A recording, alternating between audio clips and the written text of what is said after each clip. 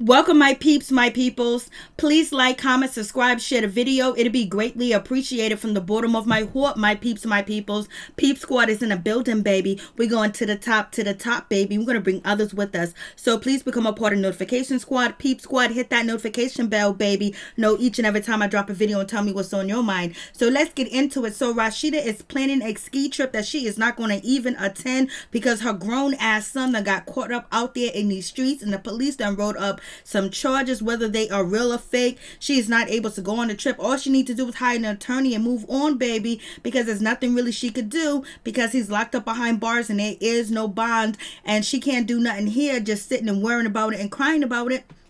But Kirk needs his wife. He needs his wife now fast in a hurry, and he wants her to be next to him. So Rasheeda ain't going on the trip, baby. I was like, And then also, why wasn't lightskinkeisha invited to the trip too? And also, why wasn't, Tonio Vanity invited to the trip, or Akbar or Alexis Skyy? How come they didn't come to the trip? Because the trip is going to be lit. We see Shekinah is coming to the trip, and we all know that Spice is not feeling Shekinah at all, so we're going to see how that goes down. And then we got Alexis Skyy. She's letting us know what her childhood was like, and maybe the reason why she acts and behaves the way that she does online, get involved in all these relationships, twerking, dancing, just showing her natural, behind on Instagram and online, is because of what happened to her, that she was sex trafficked and she was a victim.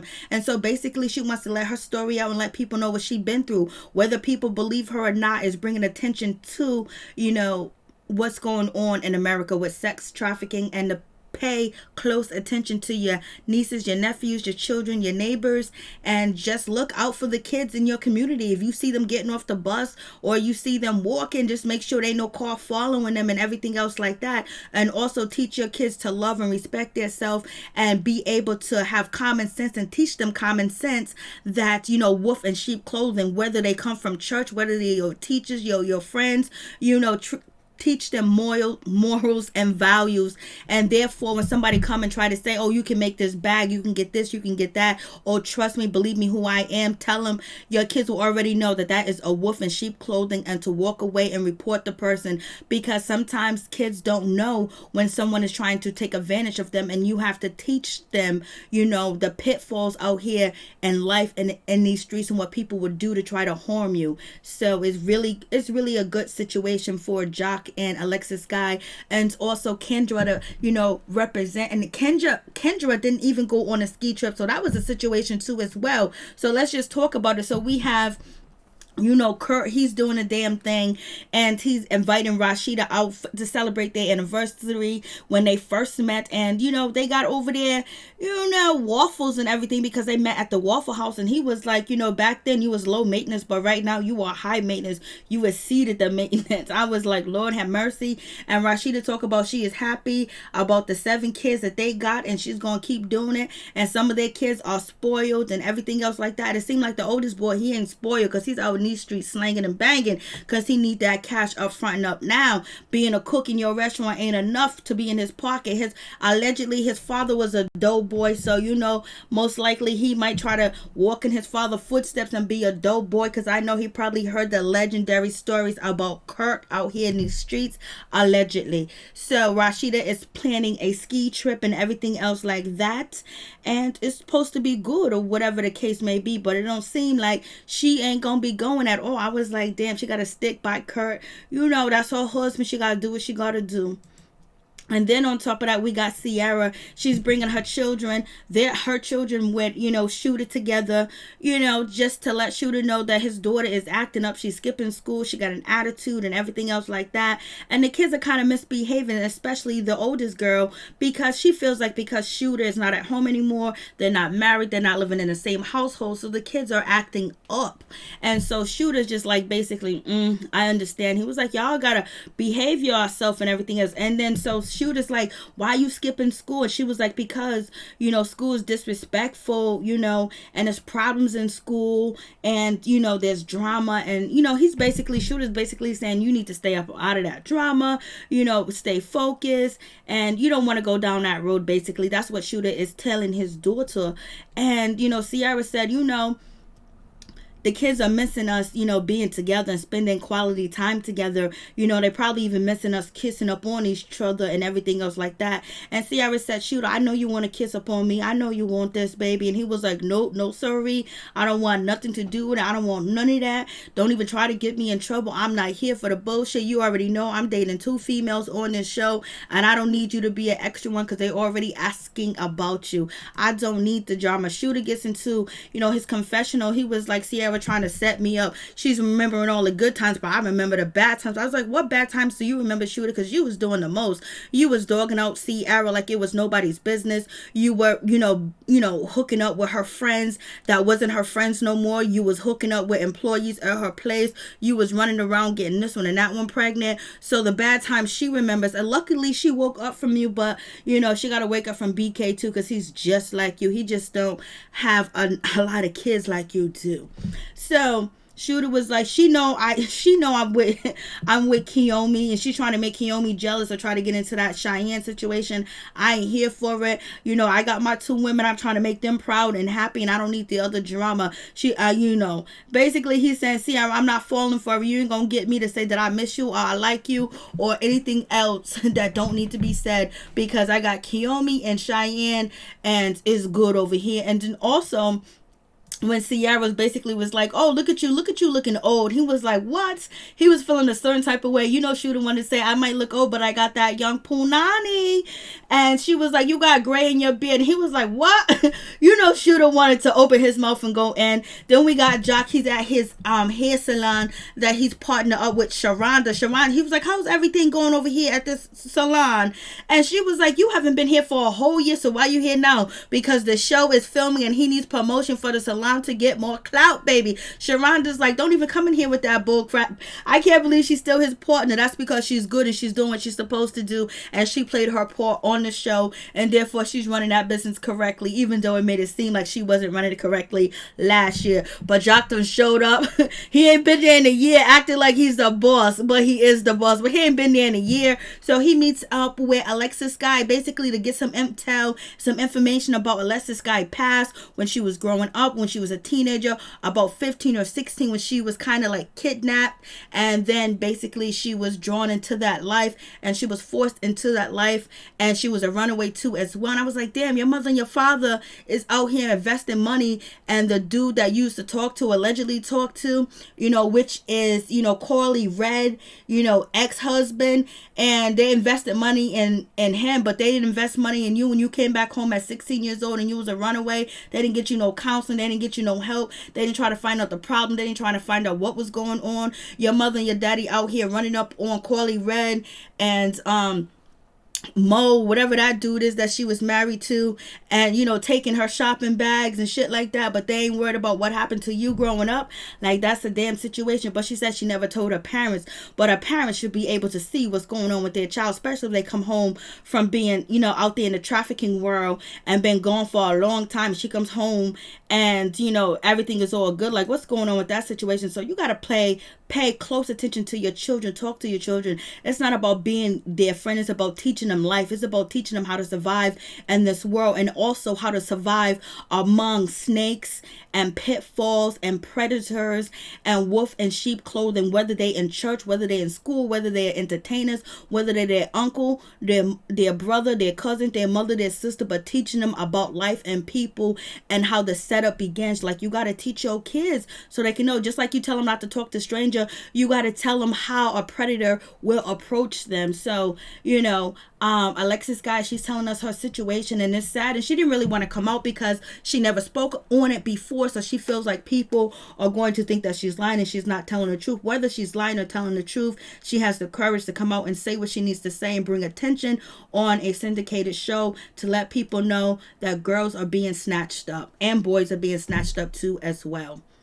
So kudos to you, Alexis Skyy. I know people look at you for all the like crazy stuff that you do and having that cucumber party over there and doing the most at the cucumber party, you know, but you're telling us it's because of your past. So we're going to keep moving. And moving on from that situation, I was like, go ahead, Alexis Skyy, do what you got to do. And she shared it on Instagram to let the people know. And now it became a topic of Love and Hip Hop Atlanta. So it is what it is. Do what it do, baby. And so we have Sierra, and basically, they get invited to go on a ski trip. Rasheeda's inviting the ladies, and Sierra's feeling a certain type of way because Carly Red's coming, but she was like, I don't know what's up with Carly Red, but she said my karma is her best friend name is Karma. So basically, Sierra feels like that might be, I don't know if I gotta sleep with my eyes open. Nope, you don't gotta sleep with your eyes open, but you gotta sleep with your eyes open where you live at, because allegedly the woman that attacked your daughter live in the same building and she's still walking around freely. I know that's a hard, trying situation for her to go through. And then we got Bambi. She's up in the mix and she's talking about, yeah, I'm having family issues too. I need this ski trip. And she was like, Lord, Mama D done came through with an obituary about my mama. They all laugh. Mimi turned around and walked away and just laughed, because you already know Mama D be doing the most. And it seems like KK's picking up a little bit of Mama D antics, especially with the blood pressure machine. So they gonna go on a ski trip and see what it do, baby. And then we get Alexis Skyy. She actually speaks about her situation of being, held against her will and forced to do things that she did not want to do. And one day a man said to her, how old are you? Because she was crying. And then, he dropped her off at the bus stop, and that's how she was able to go home. So that's the story. I don't know why Jock is looking at, Alexis Skyy like she's a piece of meat. What's going on with that situation? And we have this young lady. She's telling us that she was involved in the trafficking for 20 years. And she had a lot of dealings with the doctors with pregnancies and terminations and a whole lot. And she had over 20 gentlemen customers. I was like, Lord have mercy. But she's here. She's beautiful. And she's speaking. And she's sharing her story. And she's most likely helping a lot of individuals. Hopefully she's helping adults and parents so they can teach their children who the monsters really are. And the monster looked just like them. And we have this young lady here. She was involved in trafficking too as well. And she had a dark life. And then on top of that, she ended up being a trafficker herself. And, it was just a whole situation going on with that. I was like, Lord have mercy. Thank God that they're here.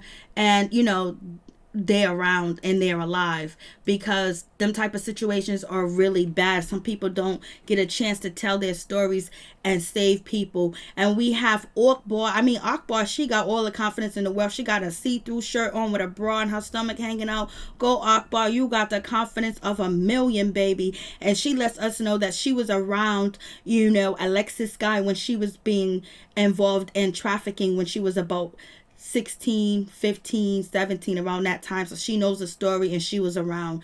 I was like, okay. And Akbar was there to support her. Too bad Alexis Skyy and Akbar are not friends anymore.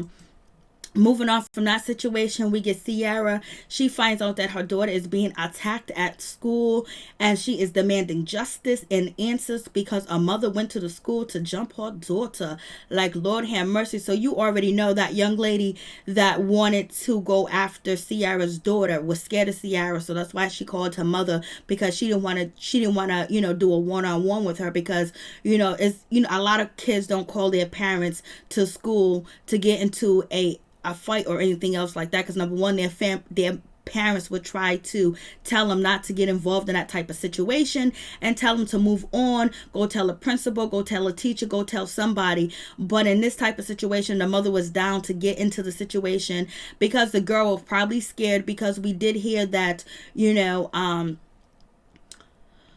Paris did say some things to the girl, and she did call the girl some names, and she did talk about the girl in certain ways or whatever the case may be. But you already know the girl was scared, so that's why she went and go get her mama, because if you already think that you got hands and you can handle a situation, the last thing you want to do is bring your mama to school and look like a sucker and look like a wimp, that you can't even handle your own battles. Nobody be cheering you, and I'm surprised there was nobody to jump in and stop that fight, because like, come on, that's real shady, because there's some kids that still feel like jumping ain't the coolest, and you bringing your mama. Nobody went to the principal, nobody went to nobody. And instead of calling her mama, Paris should have dialed 911 for real. That girl was scared, so that's why she felt like she couldn't beat Paris one-on-one, so that's why she called her mama.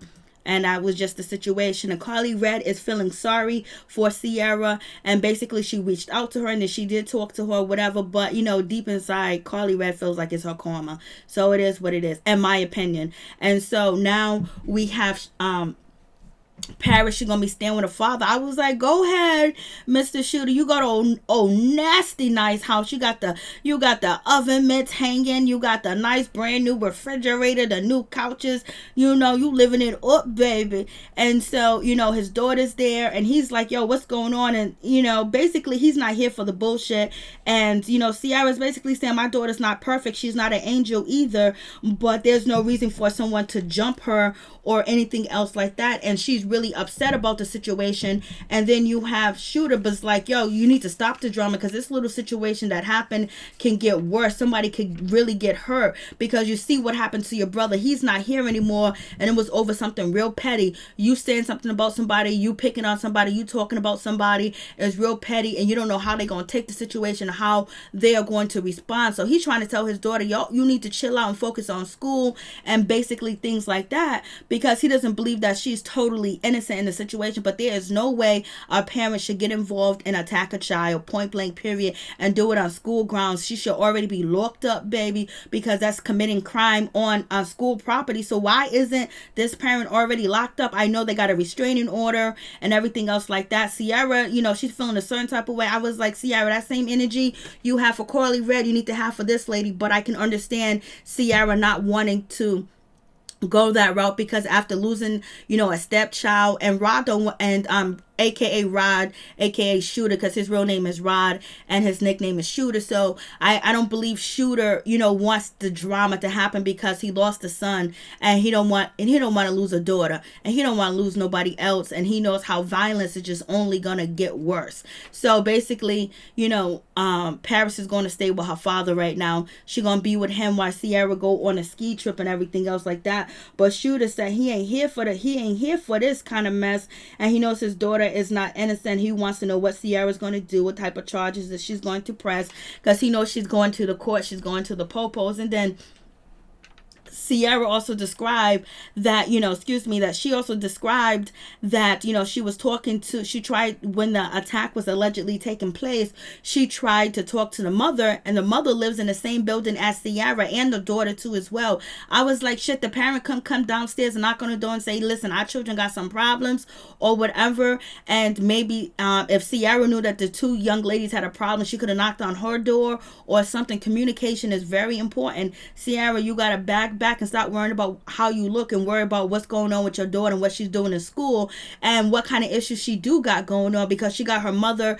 doing her whole face up, doing her whole body up, doing everything else up to make herself look better and accepted, and basically making her feel sexy. Maybe her daughter feel a certain type of way because, she want to look like her mama, and what child doesn't want to look like their mother? So it is what it is. But she's gonna stay there with her father. Her father's gonna be cool with the situation. And Shooter's just like, yo, this ain't, this petty stuff, this drama. You need to focus on school and all that other stuff. You need to stop. Like, you need to stop, because this is some big shit right here. You got parents come to the school to fight you, because basically it almost seems like Paris could be the bully, and then the girl got her mama, or they just really ratchet. But they can't be that ratchet. They living in the same building as Ciara, so that means they got money too as well. And Ciara's talking about, luckily I got money, I can do this, I can do that. It seems like the mama can do the same thing too as well. I don't know why the parents never talk, especially if the kids go to the same school, live in the same building, or whatever the case may be. I don't know how this other girl is or whatever, but it seems like a conversation could have took place, and a conversation can't take place now because of the restraining order. So it's going to be what it's going to be with that situation. And then we have Bambi talking about, she's asking, her husband, Scrappy, is she allergic to chicken? He was like, hell no, you ain't allergic to chicken. You is not allergic to chicken. No, you ain't.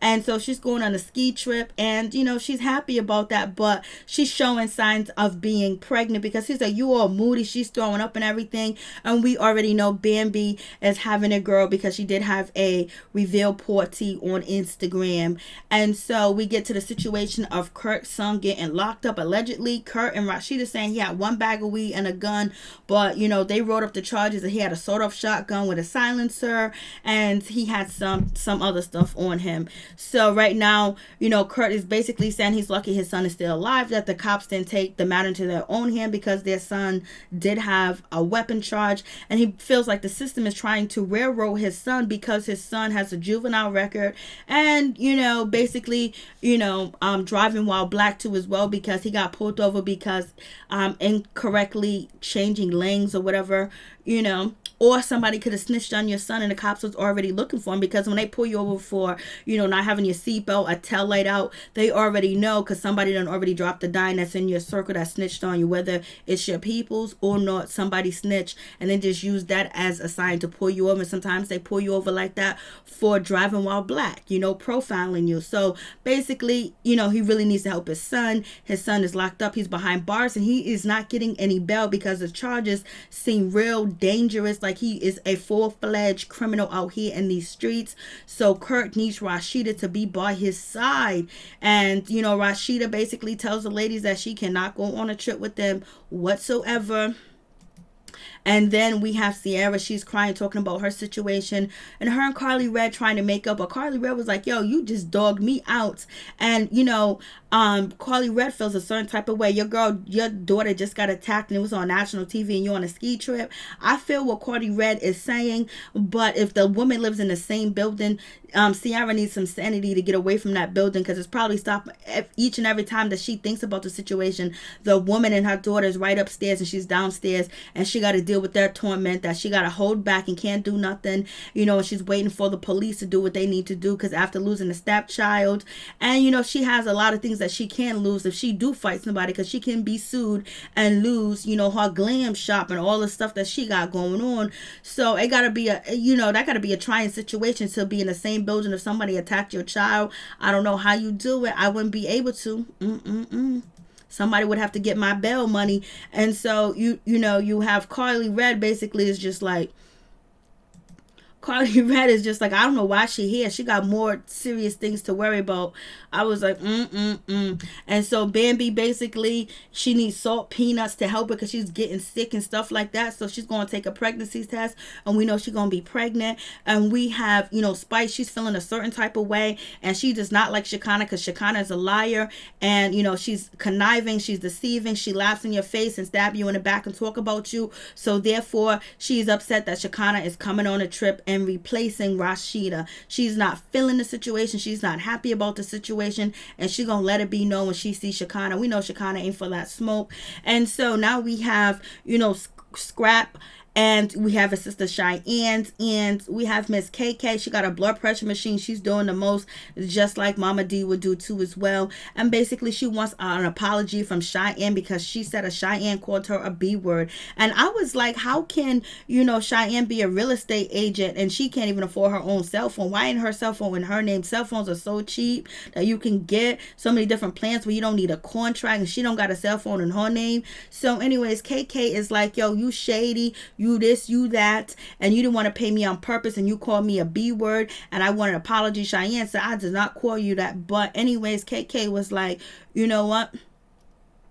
Did you tell your brother that the situation is going on between you and Shooter? And he is shocked and surprised. And then KK was like, he got somebody else, girlfriend. He got somebody else. This man that you keeping a secret, this man that's keeping you a secret, he got somebody else. That's the word on the street. And she was like, well, who he got? And, and Scrap is looking a certain type of way because his sister's lying to him, his business partner's lying to him. So Scrap feels like he can't trust them both. And we see he's going to show up and he's going to display his relationship with Kiyomi. So we're gonna see how that's gonna go down. Kiyomi, you better be ready to fight, girl. So because you already know how it's gonna go. So you guys tell me what you think about the situation. Shooter is a mess. The whole situation is a mess. Peace. I'm out. One love.